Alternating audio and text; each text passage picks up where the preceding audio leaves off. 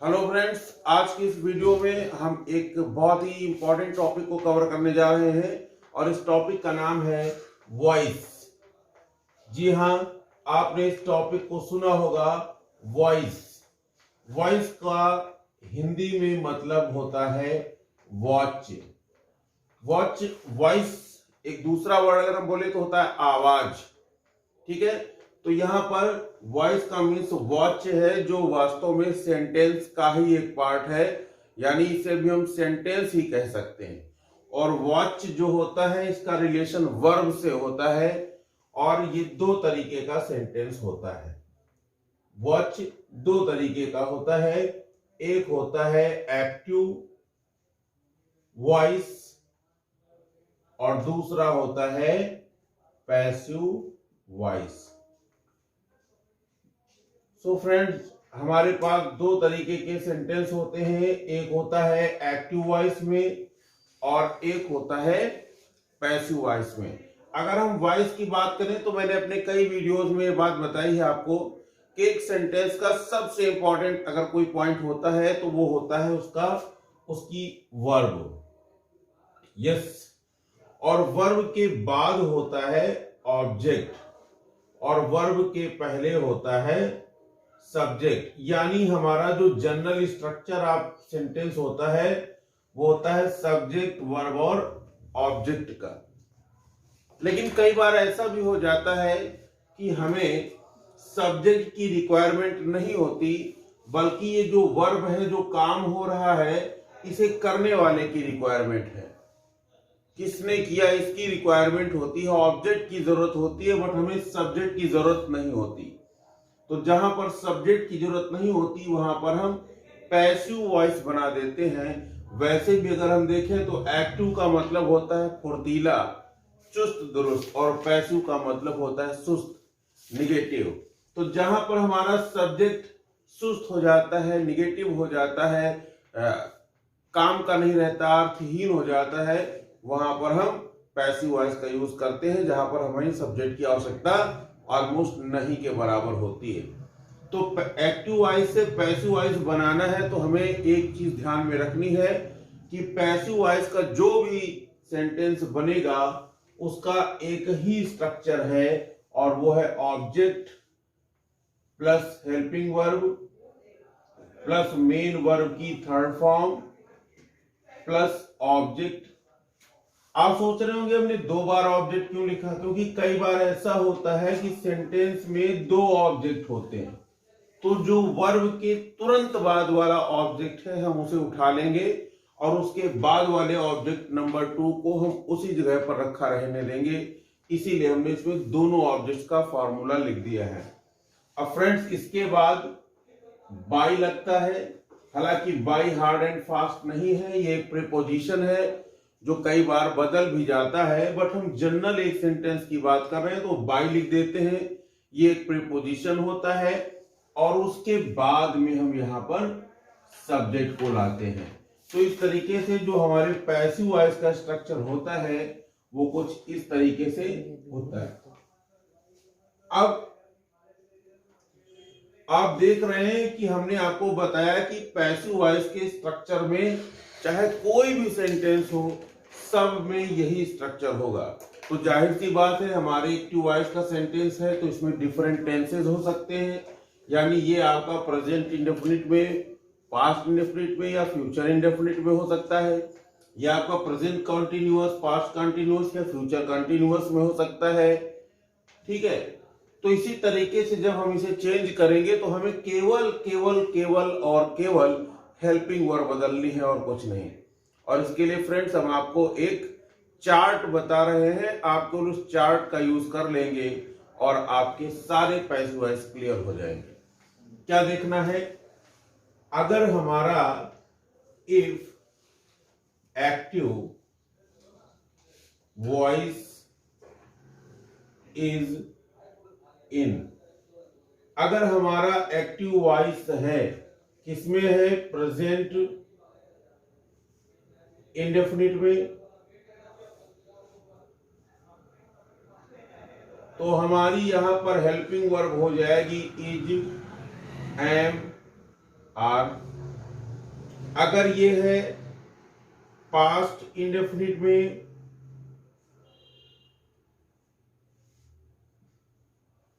तो हमारी helping verb हो जाएगी वॉज या वर।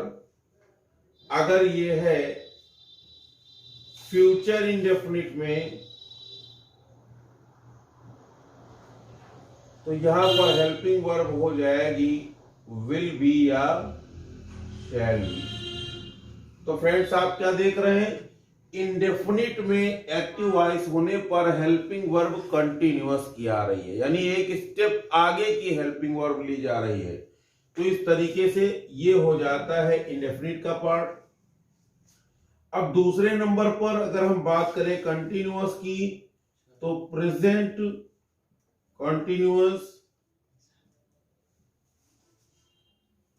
तो प्रेजेंट कॉन्टिन्यूअस में हेल्पिंग वर्ब हो जाएगी इज या एम या आर प्लस इसके साथ बीइंग और लग जानी है। सेम इसी तरह अगर ये पास्ट के कॉन्टिन्यूअस में है, पास्ट के कॉन्टिन्यूअस में है, तो यहां पर आपको वॉज या वर लिखना है और उसके बाद बीइंग लगा देना है। ध्यान रखने वाली बात है, अगर ये फ्यूचर के कॉन्टिन्यूअस में है,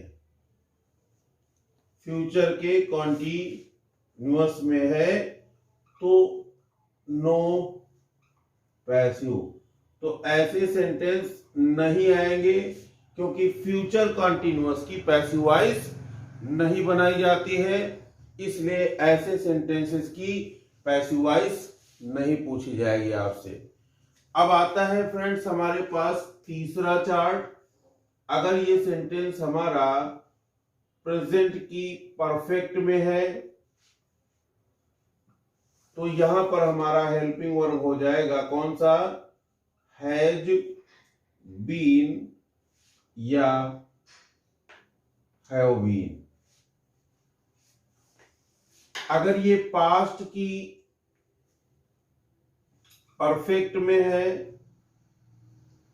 तो यहां पर हेल्पिंग वर्ब हमको लगा देना है हैड बीन। और अगर ये फ्यूचर की परफेक्ट में है, तो हमें हेल्पिंग वर्ब लगानी है विल हैव बीन या शैल हैव बीन। अब यहां पर ध्यान रखिएगा फ्रेंड्स, हमारे पास एक टेंस और बचता है और वो है परफेक्ट कंटिन्यूअस, जिसमें सिंस और फॉर वाला सेंटेंस होता है। तो परफेक्ट कंटिन्यूअस चाहे वो प्रेजेंट का हो, चाहे पास्ट का हो, या फिर हो फ्यूचर का, किसी भी टेंस की परफेक्ट कंटिन्यूअस की पैसिव वॉइस नहीं बनती। तो देखिए कितना आसान हो गया है, हमने इस टेंस चार्ट को देख लिया और हम इससे हमें पता चला कि 4 ऐसे भाग हैं जिनकी पैसिव वॉइस नहीं बनेगी। वो कौन कौन से हैं, फ्यूचर कंटिन्यूअस की और तीनों टेंस के परफेक्ट कंटिन्यूअस टेंस की पैसिव वॉइस नहीं बनानी है। बाकी अगर हमारा सेंटेंस एक्टिव है तो हमने इसकी हेल्पिंग वर्ब लिख दी है, आपको केवल हेल्पिंग वर्ब बदलनी है और आपका टेंस पैसिव वॉइस में कन्वर्ट हो जाएगा, और आपका सेंटेंस पैसिव वॉइस में कन्वर्ट हो जाएगा। तो प्लीज आप लोग स्क्रीनशॉट ले लीजिए और इसको नोट कर लीजिए। चलिए फ्रेंड्स, हम लोग कुछ प्रैक्टिस करके देखते हैं इस रूल को कैसे सेट किया जाता है। अब मान लीजिए एक्टिव वॉइस का सेंटेंस मिला आपको कि ही हेल्प्स द पुअर। अब देखिएगा ये सेंटेंस है, आपको इसे पहचानना है। सबसे पहला काम आपको ये देखना है कि एक्टिव वॉइस का सेंटेंस है तो ये कौन से टेंस में है। अब टेंस पहचानने की सबसे आसान ट्रिक ये है कि अगर इसमें इज एम आर कहीं लगा है तो ये प्रेजेंट है। अगर इसमें हैज हैव कहीं लगा है तो ये परफेक्ट वाले में है। अगर इसमें हैज बीन लगा है तो परफेक्ट कॉन्टिन्यूअस है। अगर इसमें वाज वर लगा है तो पास्ट का कॉन्टिन्यूअस है। हैड लगा है तो पास्ट का परफेक्ट है। ठीक है। अगर इसमें कोई भी हेल्पिंग वर्ब नहीं लगी हुई है, बहुत ही आसान तरीके से समझ सकते हैं कि अगर इस सेंटेंस में कोई भी हेल्पिंग वर्ब नहीं है तो ये सेंटेंस या तो प्रेजेंट में हो सकता है, प्रेजेंट के इंडेफिनिट में, या फिर ये पास्ट के इंडेफिनिट में हो सकता है। अब फ्रेंड्स, अगर यहां पर वर्ब देखेंगे हम, अगर वर्ब की फर्स्ट फॉर्म लगी है तो ये प्रेजेंट इंडेफिनिट है, प्रेजेंट इंडेफिनिट है। अगर यहां पर वर्ब की सेकेंड फॉर्म लगी है तो ये पास्ट इंडेफिनिट है। अगर यहां पर डिड लगा होता तो भी ये पास्ट इंडेफिनिट होती। अगर यहां पर डू या डज आता तो ये प्रेजेंट इंडेफिनिट होती। तो सबसे पहला काम ये है कि हमें इसका टेंस पहचानना है। और फ्रेंड्स, अगर आपको टेंस पहचानने में दिक्कत आती है तो हमारे आप टेंस वाले वीडियो को जरूर देख लीजिएगा।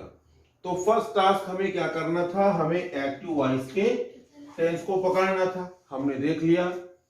अब हमें क्या करना है, अब हमें इसे चेंज करना है। तो चलिए देखते हैं। वर्ब हेल्प्स है, इसके पहले ही ये हमारा सब्जेक्ट हो गया, बाद में ऑब्जेक्ट है हमारा द पुअर। अब हमें क्या करना है, पहले ऑब्जेक्ट लाना है। तो हमने क्या लिख दिया, द पुअर। ठीक। अब देखिए यहां पर पुअर जो वर्ड है, गरीब है।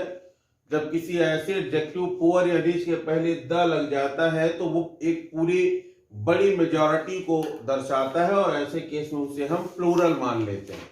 तो यहां पर पुअर अगर अकेले होता तो हो जाता सिंगुलर, लेकिन अब द लग गया है तो ये बन गया प्लूरल।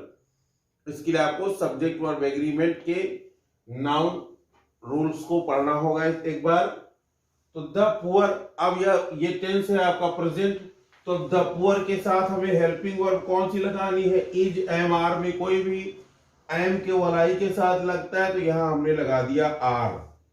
अब हमें क्या चाहिए, मेन वर्ब की थर्ड फॉर्म। मेन वर्ब है हेल्प, तो हेल्प के साथ क्या लग जाएगी, helped. The poor are helped. अब आगे आपको क्या चाहिए, बाई। सब्जेक्ट कौन है आपका, ही। यहां आ गया ऑब्जेक्टिव केस में तो हो गया हिम।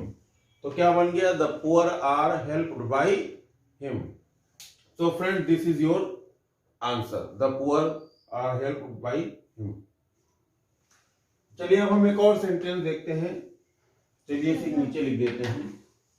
अब जैसे एक सेंटेंस अगर हम लें कि रतन गेव मी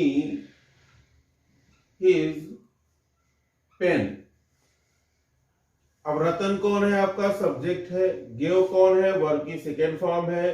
मी क्या है, इनडायरेक्ट ऑब्जेक्ट है। और हिज पेन क्या है, ये डायरेक्ट ऑब्जेक्ट है। तो अब आपने ऑब्जेक्ट देखा, जो सजीव लोग होते हैं वो इनडायरेक्ट ऑब्जेक्ट होते हैं, और जो निर्जीव चीजें होती हैं वो डायरेक्ट ऑब्जेक्ट होती हैं। अब आप डायरेक्ट ऑब्जेक्ट और इनडायरेक्ट ऑब्जेक्ट को मत देखिए, आप देखिए कि ऑब्जेक्ट 1 है और ये है ऑब्जेक्ट 2। अब क्या करना है हमें, सबसे पहले हमें चाहिए ऑब्जेक्ट। तो इसमें 2 ऑब्जेक्ट थे, हमने कौन सा लिया, जो वर्ब के तुरंत बाद था। तो हमने मी को उठाया और इधर ले आए, तो क्या हो गया, आई। अब गेव वर्ब की सेकेंड फॉर्म है, तो यहां पर हमें हेल्पिंग वर्ब कौन सी चाहिए, पास्ट टेंस की चाहिए, तो आई वॉज लगा दिया। अब वर्ब की थर्ड फॉर्म क्या है, गिवन, आई वॉज गिवन। अब ऑब्जेक्ट 2 बचा हमारे पास, तो क्या बचा है, हिज पेन। आगे क्या बचा, बाई। आगे क्या बचा, रतन। तो हमारा सेंटेंस क्या बन गया, I was given his pen by Ratan. अब अगर हम चाहें तो हम ऑब्जेक्ट 2 को भी पहले ला सकते हैं, बट अगर हम ऑब्जेक्ट 2 को पहले लाते हैं, अगर हम बनाते हैं कि हिज पेन was गिवन, अब गौर करिएगा, हमने क्या किया, ऑब्जेक्ट टू को पहले ले लिया, तो अब ये जो वर्ब और इसके तुरंत बाद ऑब्जेक्ट है, ये जब दूर जाएगा तो इसमें एक प्रीपोजिशन लगेगा, तो प्रीपोजिशन लगता है टू मी, ठीक, और बाई रतन। अब आपके सामने दो सेंटेंस, हमने एक ही सेंटेंस के दोनों ऑब्जेक्ट को अलग अलग तरीके से बनाया। ये स्ट्रक्चर आपकी क्या मदद कर रहा है, अगर आपके पास दो ऑब्जेक्ट दिए हैं और आपने पहले ऑब्जेक्ट को उठाया, तो आप देखिए आपने इसमें क्या किया, आपने इसमें ऑलमोस्ट कोई भी नई चीज नहीं लगाई, सारा स्ट्रक्चर के अकॉर्डिंग रहा, ठीक है। लेकिन जब आपने ऑब्जेक्ट टू को पहले उठा लिया, तो आपको दूसरे ऑब्जेक्ट के बीच में टू लगाना पड़ा। अब यहां पर प्रीपोजिशन आ जाता है, तो फ्रेंड्स अगर इस प्रीपोजिशन को अप्रोप्रिएट वे में अगर आप लगा पाते हैं तो आपको मार्क्स मिल जाता है, और अगर प्रीपोजिशन जिसकी रिक्वायरमेंट नहीं आपने वो लगा दिया तो आपके मार्क्स कट भी सकते हैं। तो इसलिए सबसे आसान सा तरीका ये है कि अगर हम एक्टिव को पैसिव में बनाते हैं तो हम इस सिंपलेस्ट फॉर्मेट को यूज करें और हमारे सारे सेंटेंस एक्टिव से पैसिव में नॉर्मल सेंटेंसेस बन जाएंगे, ठीक। चलिए फ्रेंड्स, अब हम लोग कुछ इसकी जनरल और रूल्स की बात कर लेते हैं। तो जो इसमें सबसे ज्यादा ध्यान देने वाली बात है वो ये है कि if subject of active sentence, if subject of active sentence is someone, no one, people, they, etc. अब यहां पर आपको ये कैसे पता चला एटसेट्रा में, यानी समवन है, नो वन है, पीपल है, दे है, ठीक है, यानी कि वो सब्जेक्ट जो श्योर नहीं है कि कौन लोग है। अब पीपल, लोग कहते हैं, जनरल बात है, अरे लोग कहते हैं भाई, अभी कौन लोग कहते हैं नहीं पता, ठीक है, किसी ने बुलाया है, किसने बुलाया नहीं पता। तो जब सर्टेन हमारा श्योर है ही नहीं और हम पैसिव वॉइस में बना रहे हैं जहां पर हमें सेंटेंस की सब्जेक्ट की रिक्वायरमेंट भी नहीं है, तो रूल कहता है कि ऐसे सब्जेक्ट्स को नहीं लिखना है। रूल क्या कहता है, ऐसे सब्जेक्ट्स को, इन सब्जेक्ट्स को हमें नहीं लिखना है। जैसे अगर हम एक एग्जांपल आपको दें कि someone has stolen my pen, बहुत ही सरल सेंटेंस हम आपको देते हैं जिससे आप खूब आसानी से रूल को समझ सके। अब सेंटेंस क्या है, someone has stolen my pen, किसी ने मेरा पेन चुरा लिया है। किसने चुरा लिया है नहीं पता, क्या करेंगे, वर्ब हो गई हैज स्टोलन। अच्छा, जब हैज वर्ब आ जाए ना तो एकदम खुश हो जाइएगा, क्योंकि वर्ब की थर्ड फॉर्म ढूंढ आपको खोजना नहीं पड़ेगा, खाली हैज के साथ बीन लगा दो, हैज बीन स्टोलन हो गया। अब इसके पहले जो ऑब्जेक्ट है आपका क्या, माई पर्स, यानी वर्ब के बाद जो है उसको पहले रखो, हैज के बाद में बीन लगा दो। जैसे हमने क्या लिखा, माई पेन हो गया, हैज लिखा था, हैज लिखा, इसमें बीन और ऐड कर दिया और स्टोलन का स्टोलन कर दिया और फुल स्टॉप लगा दिया, तो क्या बन गया, my pen has been stolen. This is sentence. As per grammar rule ऐसे सेंटेंसेस में हमें someone, no one, people, public, ऐसे अननोन सब्जेक्ट्स को हमें हटा देना है। नोट कर लीजिए इस रूल को। I think it's clear. चलिए हम एक और इंपॉर्टेंट रूल को यहां पर डिस्कस करेंगे एक्टिव वॉइस से पैसिव वॉइस बनाते समय।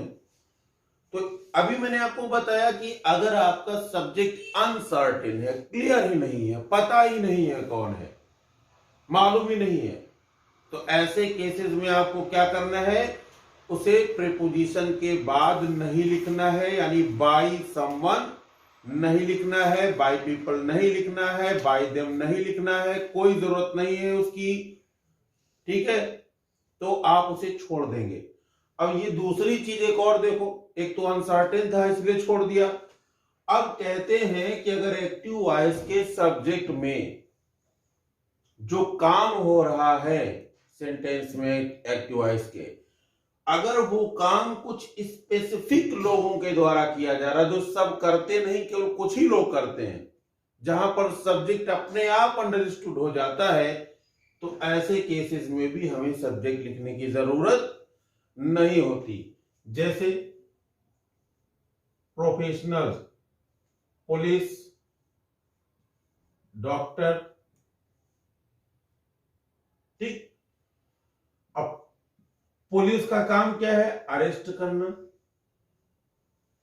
यानी अगर अरेस्ट वर्ड पुलिस के साथ है, डॉक्टर का काम क्या है, क्योर करना, यानी अगर क्योर वर्ड डॉक्टर के साथ है तो आपको सब्जेक्ट लिखने की जरूरत नहीं है।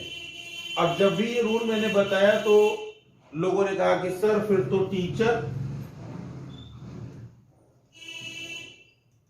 इसके साथ भी नहीं होना चाहिए, क्योंकि जो पढ़ा रहा वो टीचर है। बट ऐसा नहीं है, क्योंकि टीचर स्पेसिफिक आपको नहीं टीचिंग करता। आपके पेरेंट्स भी आपको टीच कर सकते हैं, आपके बड़े भाई भी आपको कोई चीज समझा सकते हैं, बता सकते हैं, लेकिन आपके बड़े भाई आपको अरेस्ट नहीं कर सकते। अगर कोई और अरेस्ट करेगा तो वो किडनैपिंग कहलाएगी, अरेस्ट नहीं होगा। अरेस्ट तो केवल पुलिस करती है, क्लियर। जो इलाज करता है केवल डॉक्टर ही इलाज करता है, क्लियर है ना। तो ऐसे केसेस में जहां पर सब्जेक्ट बिल्कुल सर्टेन हो जाए, वहां पर हमें उसे लिखने की जरूरत नहीं है। अब जैसे एक एग्जांपल देखिए,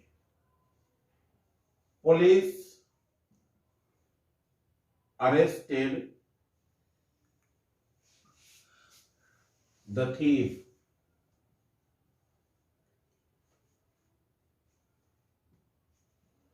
पुलिस सब्जेक्ट है, अरेस्टेड वर्ब की सेकेंड फॉर्म है, और द थीफ हो गया ऑब्जेक्ट। अब हमें इसे बनाना है। अभी क्या बनेगा, बहुत इजी है। द थीफ वॉज, क्योंकि यह है अरेस्ट का, अरेस्टेड थर्ड फॉर्म में देख लीजिएगा, जहां ईडी जुड़ी होती है उसकी सेकेंड और थर्ड फॉर्म एक ही होती है, याद रखिएगा। अब यहां पर ये सेकेंड फॉर्म ही क्यों है, क्योंकि अगर ये थर्ड फॉर्म होती तो इसके पहले कोई ना कोई हेल्पिंग वर्ब होती। थर्ड फॉर्म बगैर हेल्पिंग वर्ब के नहीं आती। यहां आपने थर्ड फॉर्म लगाया है तो हेल्पिंग वर्ब आ गई है, तभी आई है थर्ड फॉर्म। तो द थीफ वॉज अरेस्टेड, अब क्या है, बाय पुलिस। अब आप जरा गौर करो, अगर आपको पता चल जाए कि चोर गिरफ्तार हो गया है, तो क्या ये बताने की जरूरत पड़ेगी कि किसने गिरफ्तार किया है? आप अपने आप जान जाओगे कि पुलिस ने किया है। तो यहां पर सब्जेक्ट का यूज अननेसेसरी है, कोई जरूरत नहीं है इसकी, क्योंकि सुनने वाला अपने आप जान जाता है, अरे भाई वो मनोहर अरेस्ट हो गए हैं। अरेस्ट होने का मतलब क्या है, पुलिस ने उन्हें पकड़ लिया है, ठीक है। तो जहां पर certain verb done by certain subject होता है, वहां पर हमें सब्जेक्ट लिखने की जरूरत नहीं होती। यहां ये नहीं लिखेंगे, सीधे यही फुल स्टॉप लगा देंगे। और इस तरीके से आई थिंक ये रूल आपके माइंड में आ गया होगा। ये दो बातें बहुत ध्यान में रखनी है, क्या कि अगर सब्जेक्ट अनसर्टेन है तो नहीं लिखना है, अगर सब्जेक्ट बिल्कुल सर्टेन है तब भी नहीं लिखना है। तो मिला जुला 50-50% वाले में ही लिखा जाता है, जहां पर कोई नाउन या प्रोनाउन ऐसे आ जाता है वहां पर, ठीक है। तो स्क्रीनशॉट ले लीजिए। सो स्टूडेंट्स, अब हम आपको बताते हैं कुछ ऐसे वर्ड्स जो अपने साथ बाय के बजाय इस बाई के बजाय कुछ अलग प्रीपोजिशंस लेते हैं। आपका समय बच जाए, वीडियो छोटा रहे, ज्यादा बड़ा ना हो, इसलिए हमने इसको ऑलरेडी लिख लिया है जिससे कि हम आपको इसे केवल समझा सकें। तो क्या लिखा है कि फ्यू वर्ब्स लाइक, यानी अगर आपके एक्टिव वॉइस में इन वर्ब्स में से कोई वर्ब है तो यहां पर बाई प्रीपोजिशन नहीं लगेगा, उसके बजाय विद प्रीपोजिशन लगेगा या टू प्रीपोजिशन लगेगा। जैसे अगर वर्ब प्लीज्ड है, डिसगस्टेड है, क्वेरल्ड है, सेटिस्फाइड है, तो इनके साथ विद प्रीपोजिशन लगता है, बाय प्रीपोजिशन का यूज नहीं किया जाएगा। अब जैसे एग्जांपल देखो कि समवन डिस्प्लीज्ड हर, समवन डिस्प्लीज्ड हर। अब यहां पर समवन को हमें हटाना था तो हमने क्या किया, हर इधर आया, शी हो गया, डिस्प्लीज्ड का वॉज हो गया, डिस्प्लीज्ड का डिस्प्लीज्ड रहा और आगे लगा विद। अब अगर हम इस समवन को ना हटाना होता तो यहां लिख देते समवन, लेकिन मैंने आपको बताया कि समवन नो वन को हटा देना है, इसलिए डिस्प्लीज्ड विद पर सेंटेंस आपका एंड हो जाएगा। याद रखना दोस्तों, अगर बाय के अलावा कोई और प्रीपोजिशन आता है तो आपको वो प्रीपोजिशन यूज करना है। अगर बाय आ रहा है तो बाय रिमूव, जैसे बाय समवन नहीं लिखा जाएगा, लेकिन कोई और प्रीपोजिशन है तो केवल समवन कटेगा, बट की प्रीपोजिशन लिखा जाएगा। वैसे ही अगर आपके एक्टिव वॉइस की वर्ब में compare, invite, know, addict, listen, preferred जैसी वर्ब्स हो तो आपको बाय की जगह पर TO2 प्रीपोजिशन लगाना होगा। जैसे हम एक इसका एग्जांपल आपके सामने रखते हैं, आई नो हिम, तो क्या हो जाएगा, हिम इधर आएगा तो हो जाएगा ही, नो प्रेजेंट टेंस है तो हो गया इज, नो की थर्ड फॉर्म नोन। अब नो के साथ क्या लगता है, टू लगता है, ये लिखा हुआ है। अब इसके बाद आई हो गया मी, तो क्या सेंटेंस बना, he is known to me. और फ्रेंड्स, ये जो नो टू वाला रूल है ये लगभग सभी कॉम्पिटिशन्स में और एग्जाम्स में बहुत ज्यादा पूछा जाने वाला रूल है, know to. So friends, I hope this video is clear to you. आप इसका स्क्रीनशॉट ले सकते हैं और इसको प्रिपेयर करिए।